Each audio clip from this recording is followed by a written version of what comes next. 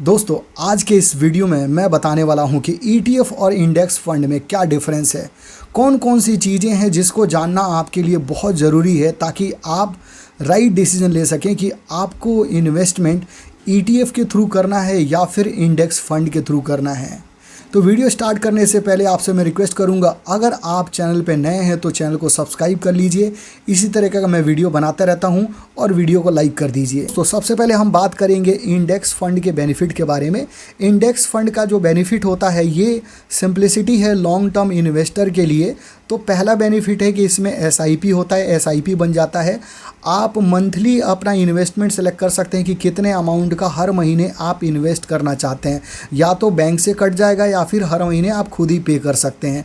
दूसरा ये होता है कि इसमें डीमेट अकाउंट की ज़रूरत नहीं होती है। जैसा कि आपको पता है कि अगर एक्सचेंज पे जैसे निफ्टी हो गया या फिर सेंसेक्स हो गया, एक्सचेंज के जो भी शेयर्स होते हैं उसको ख़रीदने के लिए, परचेज करने के लिए, सेल करने के लिए आपको डीमेट अकाउंट की ज़रूरत पड़ती है। लेकिन अगर इंडेक्स में आप इन्वेस्टमेंट करते हैं तो आप म्यूचुअल फंड कंपनी के थ्रू आप अपना पैसा डिडक्ट करवा सकते हैं या फिर पैसा पे कर सकते हैं और आप जो इंडेक्स परचेज करना चाहते हैं, जो इंडेक्स में इन्वेस्ट करना चाहते हैं उसके शेयर्स परचेज कर सकते हैं। कहने मतलब कि वो पूरा इंडेक्स में आपका इन्वेस्टमेंट हो जाएगा बिना डीमेट अकाउंट के। End of day pricing, end of day pricing का मतलब ये होता है कि इंडेक्स फंड में जब मार्केट क्लोज हो जाता है तो डे के एंड में प्राइस डिसाइड होता है कि इस इंडेक्स का आज का प्राइस क्या है। तो उस प्राइस के बेसिस पे आपका जो एनएवी मतलब नेट एसेट वैल्यू, एक यूनिट का प्राइस दिखता है। उस प्राइस के बेसिस पे आप और पैसा इन्वेस्ट कर सकते हैं या फिर जो भी आपकी एसआईपी कटेगी तो उस एनएवी के अकॉर्डिंग, उस प्राइस के अकॉर्डिंग आपको यूनिट अलॉट हो जाएगा। Lower behavioural risk, lower behavioural risk का मतलब ये है कि अगर मान लीजिए अगर आप शेयर परचेज करते हैं या फिर सेल करते हैं तो दिन भर में बहुत सारे उतार चढ़ाव होता है, अलग अलग सिचुएशन आती है। तो अलग अलग सिचुएशन में हो सकता है कि आप जो डिसीजन लेंगे उस डिसीजन से आपको नुकसान हो सकता है। लेकिन इंडेक्स फंड में ये फ़ायदा है कि दिन भर में जो भी उतार चढ़ाव होते हैं शेयर मार्केट में या जो भी न्यूज़ आती है उस न्यूज़ से आपको फ़र्क नहीं पड़ता, ना आपके जो इन्वेस्टिंग अमाउंट पे फ़र्क पड़ता है। इसलिए क्योंकि जो भी उतार चढ़ाव होता है उसके डे एंड में जब मार्केट क्लोज हो जाता है तब एनएवी डिसाइड होता है, मतलब यूनिट के प्राइस डिसाइड होते हैं और उस यूनिट के प्राइस के अकॉर्डिंग आपको यूनिट अलॉट हो जाते हैं। मतलब जो भी पैसा आप इन्वेस्ट करेंगे इंडेक्स फंड में या फिर जो भी एसआईपी कटेगी तो जितने यूनिट अलॉट होने वो डे के एंड में जो प्राइस डिसाइड होगा उसी प्राइस के अकॉर्डिंग आपको यूनिट मिलेगा।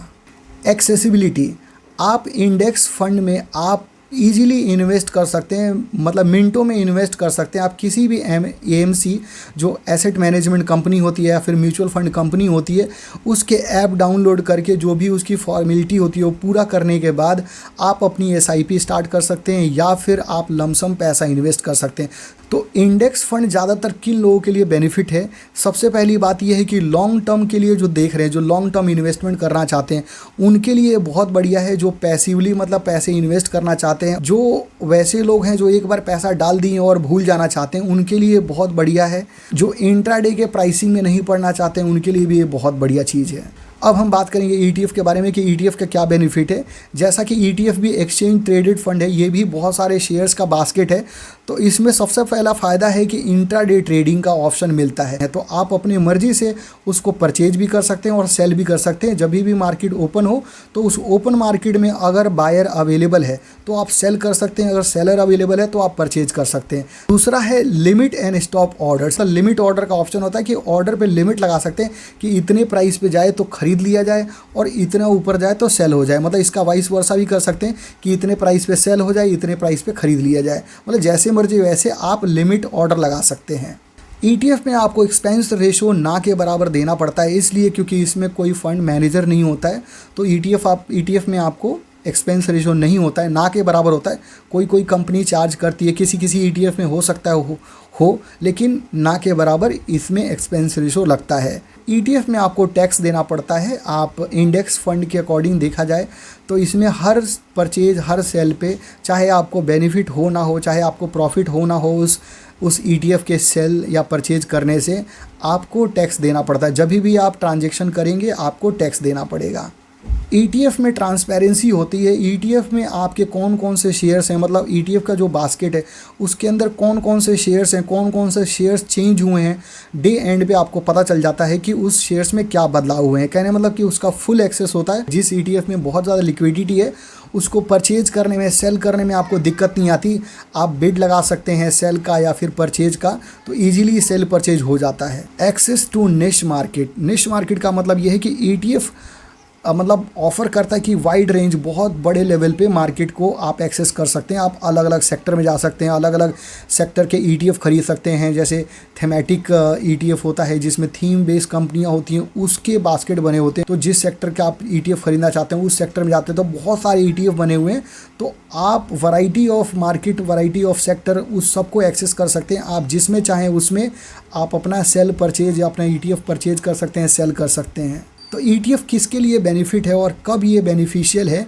अगर आप फ्लेक्सिबल हैं ट्रेडिंग करने के लिए, मार्केट का उतार चढ़ाव देखने के लिए कि कब मार्केट ऊपर जा रही है, नीचे जा रही है, उस समय अगर आप इस चीज़ से फ्लेक्सिबल हैं कि आप मार्केट में बैठ सकते हैं, देख सकते हैं और ट्रेडिंग कर सकते हैं, तो आपके लिए बढ़िया है।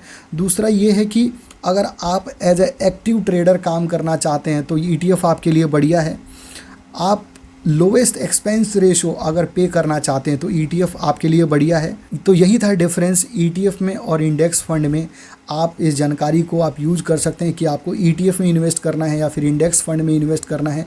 अगर वीडियो अच्छा लगा है तो प्लीज़ आप इस वीडियो को लाइक कर दीजिएगा। अगर कुछ नहीं समझ में आए ETF के बारे में और इंडेक्स फंड के बारे में तो प्लीज़ कमेंट्स करके बताइए, मैं क्वेश्चन का आंसर दूंगा।